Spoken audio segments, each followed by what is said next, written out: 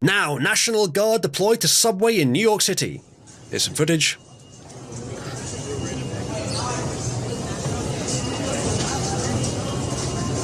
So we actually have the governor. The governor was talking about this. Now, it appears, and this is just first glance analysis, that the situation with crime in the New York subway is so bad that even the Democrat governor has had to admit we need to do something about this.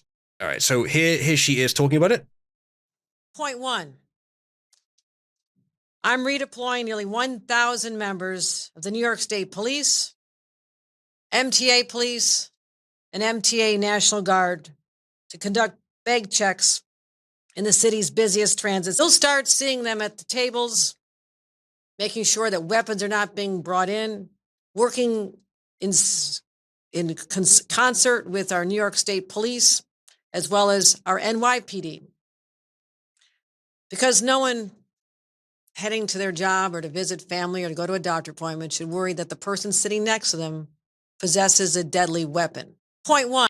See, she's making it about ban guns on the subway, which isn't the exclusive problem. Of course, plenty of people are violent regardless of that, and crime there is not being caused by guns. And having a gun is more likely to reduce crime merely by the threat of deadly force being used to defend oneself. That's all obvious. Perhaps I'm giving her too much credit. Perhaps she doesn't realize that the situation is so bad that she's putting in the police and the National Guard to help. But she's doing it to try to disarm the very few citizens left in there who might actually defend themselves, in which case that is just really evil. However, an unexpected side effect of what she's doing might be that actually having the officers there does reduce crime just by them being there. In which case, I wholeheartedly disagree with her policy of trying to circumvent the Second Amendment in that location, because it's not private. That might be illegal. That might be unconstitutional to do that. But regardless of that, her actions may actually reduce crime in the subway. This is going to have been the results of her policies or lack of policies, total inaction, total permissiveness of this to happen. One of the best examples of this is that I can't remember what his name was, but he was the guy that subdued a violent black guy on the train, on the subway, and was then arrested and pilloried and shamed and made an example of. Now, granted, he did accidentally kill the guy, but the guy was also not healthy. That will have been a factor. The killing was, of course, an accident, and that was pretty obvious. And it wasn't just him having him in the hold. There was video of at least one actual black guy helping to subdue the dude. Yeah, Daniel Penny. Thank you, John Wick. I think that was it. So it had nothing to do with race, and it wasn't a deliberate killing.